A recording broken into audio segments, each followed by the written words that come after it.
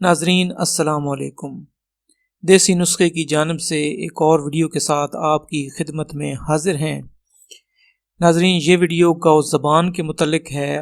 اس video میں ہم انشاءاللہ گاؤ زبان کی ادویاتی خصوصیات کے بارے میں ذکر کریں گے۔ ویڈیو کو اینڈ تک دیکھتے رہیے، اور اگر ابھی تک آپ نے ہمارا چینل سبسکرائب نہیں کیا تو براہ مہربانی سبسکرائب کر دیں اور ساتھ والے بیل آئیکن پر بھی کلک کر دیں تاکہ ہماری آنے والی ویڈیوز آپ کو اس کا نوٹیفیکیشن مل سکے۔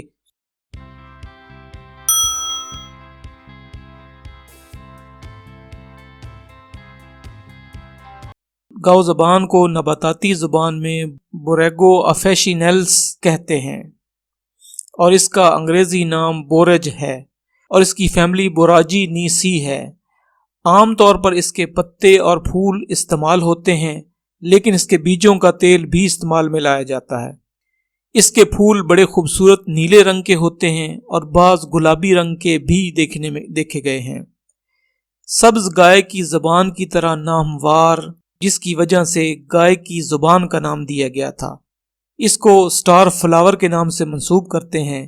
یہ پودا شام سے چلا اور پھر بعد میں میڈیٹرینین علاقے میں پھیل گیا اور شمالی امریکہ، یورپ، جنوبی امریکہ اور ایشیا میں بھی داخل ہو گیا۔ اس پودے کی اونچائی تقریباً 60 سے 100 سینٹی میٹر ہوتی ہے، اور یہ پودا پورے کا پورا بالوں اور خار سے بھرا ہوتا ہے۔ پتے 5 سے 15 سینٹی میٹر بڑے ہوتے ہیں۔ سفید پھولوں والا گاؤ زبان بھی کاشت کیا جاتا ہے۔ معتدل آب و ہوا میں یہ پودا سارا سال پھول دیتا رہتا ہے۔ قدیم زمانے سے اس کو بطور مسالہ اور بطور دوا کے کاشت کیا جاتا تھا، اور آج کل اس کے بیجوں کی وجہ سے اس کی کاشت بڑھ رہی ہے، کیونکہ اس کے بیجوں کے تیل میں اجزائے مؤثرہ موجود ہیں۔ گاؤ زبان کو بطور سبزی بھی تازہ حالت میں استعمال میں لایا جاتا ہے، اور خشک کو بھی قدرے استعمال میں لاتے ہیں۔ اس کا ذائقہ کھیرے جیسا ہوتا ہے، اور اس کو بطور سلاد بھی استعمال کرتے ہیں۔ جرمنی میں اس کا بطور سبزی بہت استعمال ہوتا ہے۔ اسپین اور شمالی اٹلی میں اس کا سوپ بہت استعمال ہوتا ہے۔ پتے اور پھول عام طور پر پمز میں استعمال ہوتے ہیں، جس کی جگہ بعد میں پودینہ نے لے لی۔ پولینڈ میں اچار کو خوشبو دینے کے لیے استعمال ہوتا ہے۔ گاؤ زبان کے پودوں کے ساتھ جب دوسرے پودوں کی کاشت کی جاتی ہے تو ان کی نشو و نما میں نمایاں مثبت فرق نظر آتا ہے، خاص کر ٹماٹر کے پودے کے ساتھ، اور اس سے ان کا ذائقہ بھی بہتر ہو جاتا ہے اور نقصان دہ کیڑوں کو بھی بھگا دیتا ہے۔ اس کا نام اصل میں کوریگو تھا، جس کا مطلب دل سے ہے، جس میں دل کور اور لانا ایگو۔ پلینی گاؤ زبان کو انسان کو خوش و خرم رکھنے کے لیے استعمال میں لاتے تھے، اور پھولوں کے استعمال سے دماغی کیفیت بہتر ہوتی ہے اور دل کے لیے بھی مفید ہے، دماغ کو خوش رکھتے ہیں۔ ڈائسکورائڈس کے مطابق گاؤ زبان کا شربت انسان میں غمی اور سستی دور کرتا ہے، دل کو طاقت دیتا ہے۔ پارکنسن کے مطابق گاؤ زبان اداسی اور مالیخولیا کو دور بھگاتا ہے۔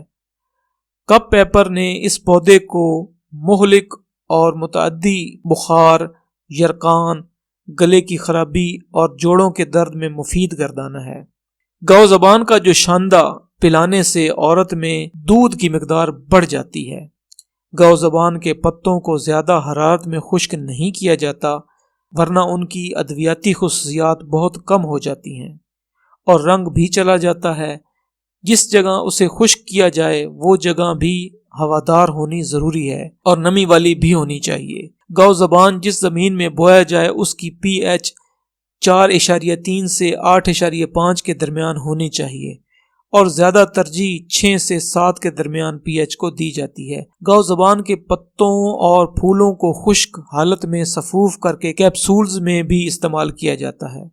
اور اب ذکر کرتے ہیں پتوں کی ادویاتی خصوصیات کا۔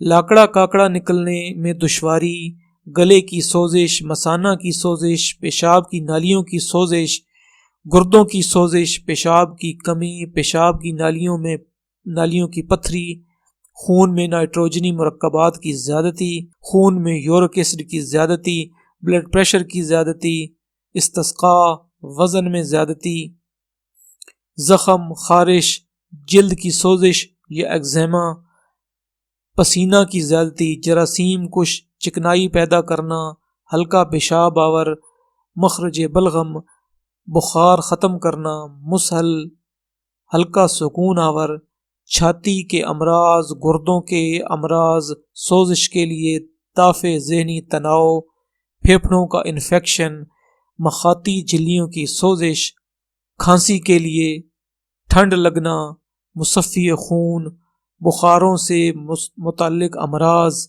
خسرہ، دافع، سوزش غدہ کدامیہ، ناخنوں کی پھپھوندی کے لیے ایگزیما، ہوائی نالیوں کی سوزش، الزائمر، گھبراہٹ، دباؤ اعصاب، فلو، چھاتی اور پھیپھڑوں کی ٹھنڈ کے لیے اور پسینہ آور ہوتے ہیں۔ خشک جلد کے لیے ایک نسخہ نوٹ فرما لیجئے۔ گاؤ زبان کا جو شاندہ، انڈا، خمیرہ یعنی یسٹ، روغن بادام اچھی طرح ملا کر جلد پر استعمال کریں، اس سے انشاءاللہ بہت زیادہ فائدہ ہوگا۔ خشک جلد کے لیے بہت ہی زیادہ مفید ہے، جلد میں تازگی آئے گی۔ امید ہے ویڈیو آپ کو پسند آئی ہوگی، دعاؤں میں یاد رکھیے گا۔ اللہ حافظ۔